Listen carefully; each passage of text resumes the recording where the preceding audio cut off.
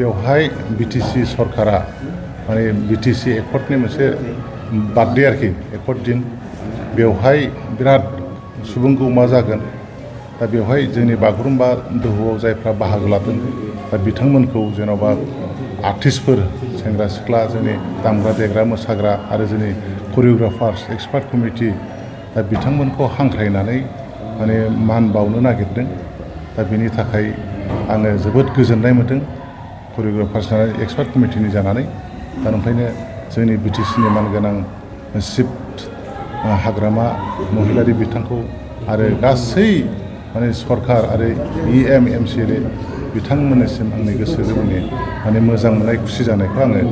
माने जासिहरनाय जाबाय आरोखि फोरमायहरनाय जाबाय बिराद मोजां हाबाफारि बियो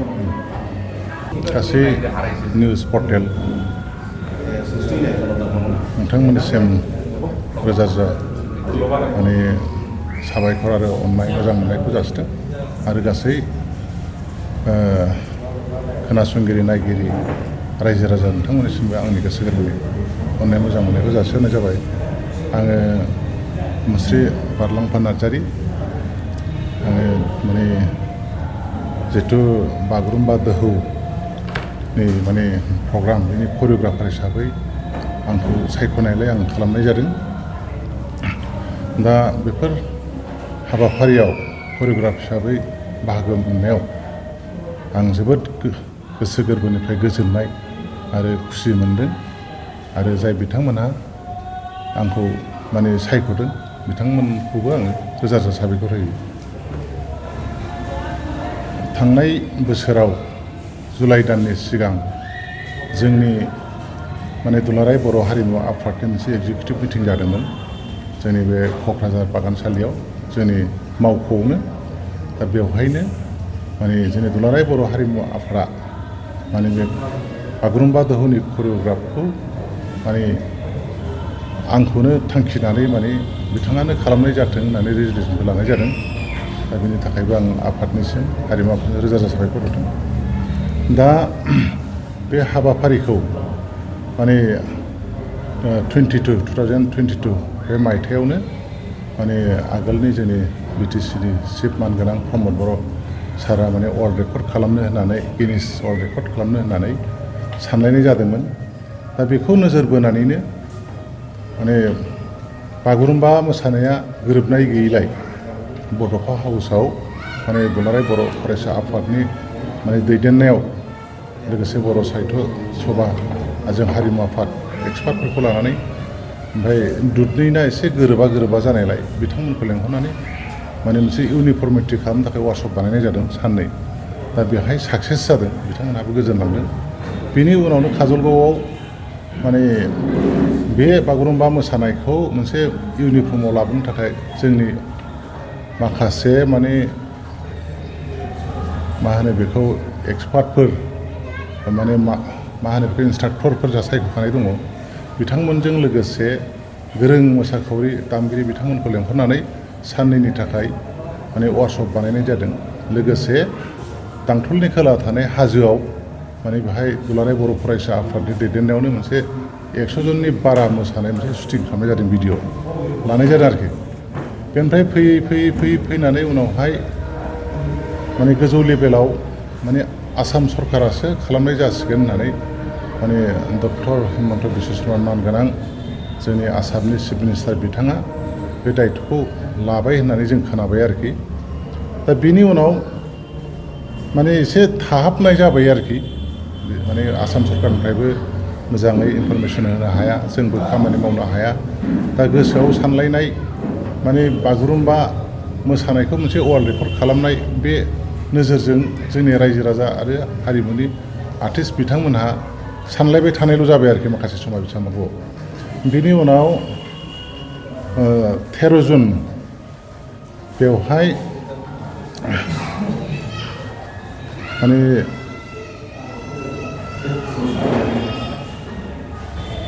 जोंनि एक्सपार्ट कमिटि आरोखि एक्सपार्ट कमिटि बानायनाय जाबाय बेवहाय मिटिं जादों आरोखि माबायाव गुवाहाटियाव CM सारजों अबयस्से आं गैयामोन बाहाय एबसुनिफ्रायबो दंमोन दुलाराय बर' फरायसा आफादनिफ्राय लोगोसे साहित्य सभानिफ्राय जोंनि हारिमुनिफ्राय आरो बाथौ गथ'निफ्राय दंमोन आरोखि आरो सोरबा दंबायमोन नामा आं बे समाव गुजरातआवसोमोन दा बेवहाय माने मिटिं जानानै माने CMनि कनफारेन्स हलावनो दा बेवहायनो माने मोनसे खालामनायनि मोनसे माने अर्डार खामानि मावनांसिगौ होननाया फैबाय आरोखि बेनि उनाव जेब्ला दुरान्ड काप जायो अब्ला माने 27-28 जुलाइ बे समाव बाहाय करिय'ग्राफखौ खालामनांगौ होननानै जोंहा माने सन्जिब कुमार ब्रह्म बिथां क'र्डिनेटर आरोखि बिथाङा आंनो माने फन हरबाय आरोखि जेरैखिजाया दिनैनो खालामथारनांगौ होननानै नङाबा गुबुन हारिनिफ्राय मोसाखावरि हाबसिगोन आरो करिय'ग्राफार टेकनिशियान गासिबो गुबुन हारिनि जानो हासिगौ जोंनिफ्राय माने आफाङावसो खामानि मावनो हागौ होननानै माने जोंनि क्रेडिटखौ लाखिथारनो होननानै जोङो जेरैखिजाया साखाफारा जानोसै होननानै बे करिय'ग्राफखौ खालामनो थिनबाय आरोखि बेनिफ्राय बे 27 थारिख जुलाइआव माने हरजों हर जों फैबाय थिथागुरिनिफ्राय फैनानै नैबे जोंनि बड'फा कालचारेल कमप्लेक्सआव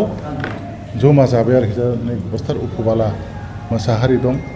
लोगोसे अस्ताद निला नार्जारि माने बिदुत साहारि लोगोसे ओजोंहाय राजेश बर' बेनिफ्राय अनजय कसारि बेनिफ्राय फुलेन बेनिफ्राय नन्दलालबो दंमोन जावरिखांबो दंमोन आरोखि बेखौ बुंबाय जायखिया दा हरनि 9ता 9:30निफ्राय खालामनाय जाबाय आरोखि दा बेवहाय माने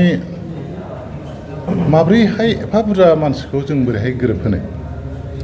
माने गुसुं समनि गेजेराव जों बोरै रोंहोनो बेखौ साननानै आं माखासे कनसेप्ट बानायदों ओमफ्राय माखासे माने सिकुवेन्सबो बानायबाय डिजाइन बानायबाय ओमफ्राय बबे मिउजिकखौ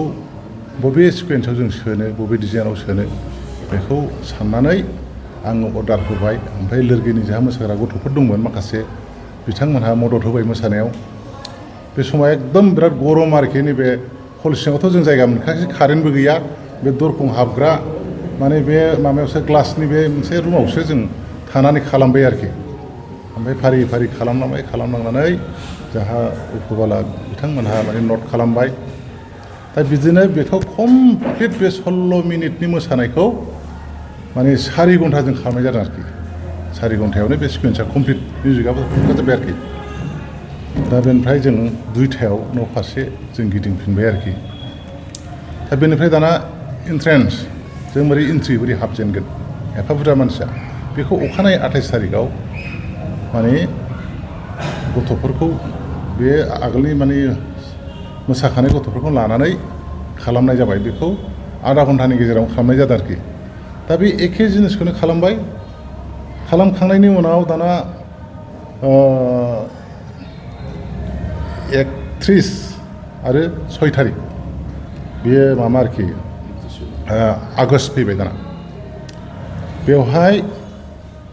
माने जोंनि आथियाबारि थिनालियाव माने जा सन्जिब कुमार ब्रह्म बिथाङा बोरैबा खारनो नागिरबाय जिनिसा गुबुनासो जायगा लाफैनो हासिगौ होननानै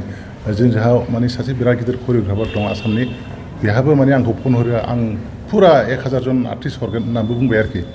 हाब बेथ' दायथ' आंनि नङा आं करिय'ग्राफल' खालामनो होदों आंखौ बेफोर गासिबो जोंहा अर्गानाइजेसन दं बिसोरनिसो दायथ' होननानै आं बुंहरबाय आरोखि बेनिफ्राय दाना माबा खालामदो होननायाव नोंसिनाव लादो जाहैबाय आरोखि ओमफ्राय लानायबो जागारबाय खेबसेनो माने 700 जन आर्टिस्टफोरखौ सारा आसामनिफ्राय लेंहरजोब्बाय आरोखि एकदम गोजान गोजाननिफ्राय बिथांमोनहाबो खबर मोननाय लोगो लोगो गावबागाव फैसा खरसा खालामनानै फैजोब्बाय आरोखि गावबागाव राहा लामाजों फैजोब्बाय ओमफ्राय नैबे लकेल ट्रेन्सपर्टेसनखौ जों एसे दायथ' लानाय जादों आरोखि क'क्राझारनिफ्राय थांनाय मानाय बिदिखौ आरोखि आथियाबारि थिनालिसिम रामफलसिम बेनिफ्राय खालामबायबो ओमफ्राय डेम'नि जों बाहाय प्रेक्टिस खालामबाय डेम'खौ जों साननैजों कमप्लिट खालामनानै खेबबायबो मोजांबो जागारबाय आरोखि बिराद अखा बिराद गरम आरोखि दा बे समावथ' थाखाबो गैया फैसाबो गैया बिराद जारला जाबाय जा सन्जिब कुमार बिथाङा जाहैबाय आदा बारलांफानो उनाव एसे दंब्ला हेफाजाब होदो थावनि सोनायनि एथ' नांगौ माने नै मैगंनि नांगौ नै बेदरनि नांगौ नै ओरैबायदि नांगौ होननायाव बिदिनो आंबो फैसा गैयाबाबो 3 लाखसो थाखाखौ गारनाय जाबाय आरोखि न'खरनिखौ आरोखि दा बिदिनो मालायनावबो दाहार लानानै बिदिनो टेन्ट मा खालामनाय जाहैबाय दा सन्जिब बिथाङानो गासिबो बेखौ दायित्व लाजोब्बाय आरोखि रिक्स लानानै दा बिदि जोंना डेम'आ जानानै थांबाय आरो बेनिफ्राय जोङो 7 थारिखसिम माने मास्टार ट्रेनारनि थाखाय आरो ट्रेनिं होबावबाय आरोखि माखासे दंबावो जोंहा बिराद बुरजा 400नि बारा बेखौ होबावबाय होनानै बिथांमोनहाबो रोंनानै गावबागाव न'आव थांफिनजोब्बाय आरोखि थांनायनि बेलायावबो बिराद जारला जाबाय माने बिथांमोना थांफिननोनो फैसायानो गैया ओरैबायदि जाला सोरनोबा हरनांबाय सोरनिखौबा उनाव गभर्नमेन्टआनो होखागोन होननानै फर्म फिलाप खालामनानै लाखिनांलायबाय आरोखि बिदि जादों आरोखि बिदिनो थांबाय दा थांखांनायनि उनाव बेसेबांबा गोबाव थालायबाय दाना थाखांनानै नै सोरबा माने जायो जाया जाखाला बेबो होनो जायोबो होनो दाना 31 थारिख माने डिसेम्बर बे जोंनि मा डेम' खालामनायखौ 19 आगस्ट'आव माने जोङो बे जाहा कालचारेल मिनिस्टार माने बिमल बरानि बे कनफारेन्स हलावनो माने हैनाय जाबाय आरोखि जों दंजोबखायो हैनायावबो ओमफ्राय जै देखायनाय लोगो लोगो नोंसिनाव मा दं होननानै सोंबाय बिनि ग्राफिकआ माबायदि बिनि माने डेम'आ माबायदि नोंसोर माबायदि प्रिपेरेसन जादों होनना सोंबाय बेनिफ्राय डाइरेक्ट जों होबाय आरोखि बे माबाखौ भिडिअखौ आरोखि होनानै नायबाय बिराद गिदिर स्क्रिनाव नायबाय नायनायनि उनाव सारा जोंना मिनिस्टारा बिमल बर' सारा गोमोबाय आरोखि बाबरे मासि मोजां माने रिहोबाव बिदिनो 10 बारसो नायदों आरोखि ओरैबायदि गोमोबाय आरोखि माने मोजां जानायखौ बे बाख्नायखाबाय दा बिदिनो बे जोबनानै थांबाय आरोखि ओमफ्राय थांनानै बे माने 31 थारिख माने डिसेम्बर बेवहाय हथात खरि निउ इयारावसो फन फैबाय दाना फन फैनायाव जाबाय ओरैबायदि जाबाय माने 2 थारिखआवनो थांथारनांगौ बिदि जाहैबाय आरोखि डेम'नि थाखाय एकदम जाबाय बाहाय जों मिटिं जालायदों गुगोल मिट बाहाय आं सानबाय माने बेवहायथ' बुंनो थाङोबा जोंहा डेम'नि थाबावो बेनि उनाव एक्सपार्ट कमिटिनि थायो एक्सपार्ट कमिटिनिफ्राय मास्टार ट्रेनारनि थायो ट्रेनिङा बिनि उनाव जननि खोथा बुंदोंमोन दाना जनखौ लायाखिसै डाइरेक्ट LAC लेभेल लाबाय आरोखि सानथामनि थाखाय माबा बे 8 बेसेबांलाय 11 8 9 10 बेहाय लाबाय आरोखि दाना बे जोबना थांबाय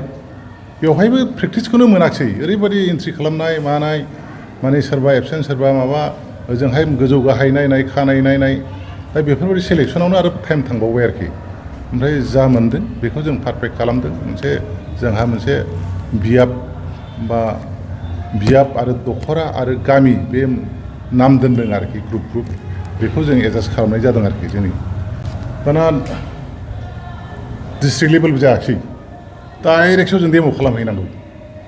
बे आरोखि बिदि जाहैदों आरोखि बेनिफ्राय एक्सपार्ट कमिटि मास्टार ट्रेनारखौ खालामनांगौ बेनिफ्राय LAC लेभेलाव थांनांगौ बेनिफ्राय डाइरेक्ट माने प्रग्रामनि थाखाय प्रेक्टिस होजोब बिदि जानानै फैदों आरोखि दा बेयाव थांबाय जोङो थांनानै दाना 2 थारिखआव हुरुहुजायाव थांबाय प्रेक्टिस जायाखिसै 2 थारिख मोनायाव जोंहा माबा डाइरेक्टर अफिसावसो मिटिं जानाय हरनि 10थासिम बेनिफ्राय दाना बिदिनो फैबाय 3 थारिखआव जोङो खालामबाय आरोखि बाहाय जों खुनुरुखुम हाबाय मोजाङानो जादों बेनिफ्राय जों फोरोंबाय दहाय जोंहा मेन कअर्डिनेटर बिथां सन्जिब कुमार ब्रह्मआ बुंनाय बायदि जालांबाय आरोखि दा फैनानै डाइरेक्ट बिदिनो डेम'नि थांबाय ओमफ्राय मास्टार ट्रेनारनि थांबाय बेनिफ्राय जोंहा LAC लेभेलाव थांबाय बेनिफ्राय बाहाय जमा जाबाय हुरुहुजायाव बाहाय जोङो खालामबायबो जोङो 11 थारिखआवथ' मोनाखिसै जों 12 थारिखनिफ्राय खालामबाय दा बे खालामनाय समाव जों बिराद खम सम टाइम मोनदों आरोखि माने गथ'फ्रा ओरैबायदि लोमजाहैबाय 500 जनानो जाहैदों लोमजानाय सोरबा माने सिरियासबो जादों आरोखि दा बेखौ गिनानैनो दाना डिपार्टमेन्टनिफ्राय बादा होयो सान्दुं गोसायावबो बानायहोआ फुंद्रायावबो फैहोआ बिदि जानायाव टाइमा माने बिराद फास्ट जाबाय थादों आरोखि जों बिराद खम प्रेक्टिस मोन्दों ओमफ्राय गथ'फ्रा माने मोजां सोलोंनानै नाजानायाव बे जाहैदों आरोखि बेनि उनाव जोंहा गोबां माने जोंनि दैदेनगिरिफोर थाङो मिनिस्टारफोर थाङो बायदिसिना इन्सट्राकसन होयो बेनिफ्राय बाहाय बिराद टाइम थांनाय जायो आरोखि दा बिदिनो खुनुरुखुम सानब्रैनि गेजेराव जों बानायबाय खम समायनि गेजेरावनो ओमफ्राय जोङो प्रेक्टिसखौनो मोनहैबाय जाहैबाय आरोखि ओमफ्राय जोङो 16 थारिखआवथ' जों ग्रेन्ड रिहार्साल जाहैदों बेवहाय जोङो खालामबाय बेनिफ्राय 17 थारिखआव जों फुङाव एसे खालामनो सानदोंमोन गोदान मार्किं होनाय हिसाबै बेखौबो जोंनि माखासे डिस्ट्रिक्ट लेभेलनिफ्राय थांनाय गथ'फोरजों जायफ्रा थांफादों आर्टिस्टफोरजों कअर्डिनेटरफोर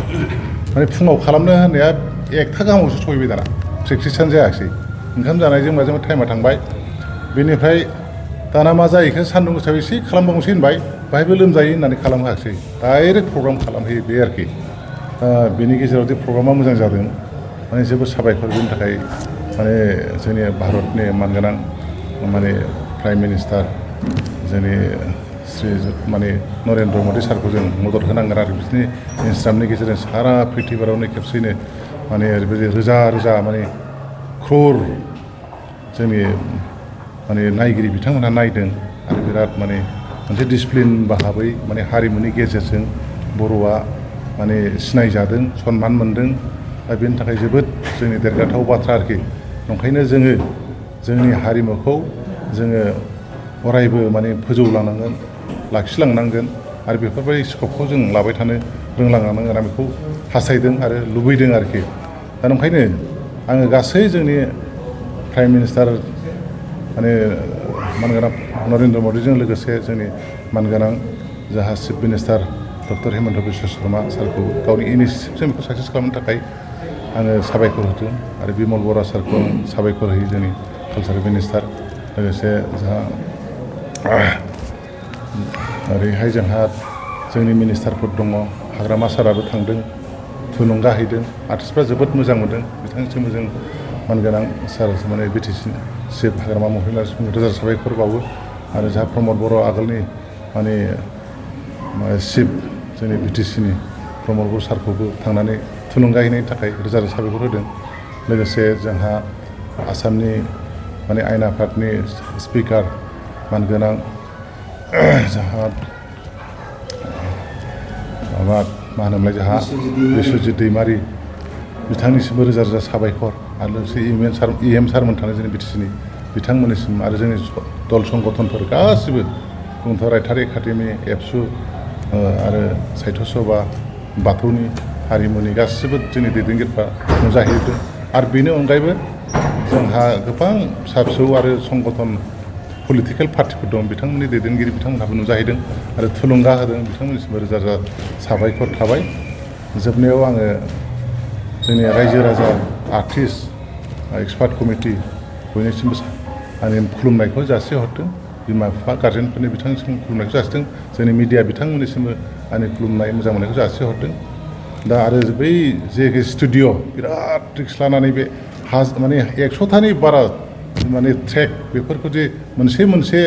माने मिक्सिं खालामनानै बिराद मोजां खोनाहोदों बिथांमोननिसिमबो बे स्टुडिअ जायफ्रा खामानि मावदों बिथांमोननिसिम रोजा रोजा साबायखर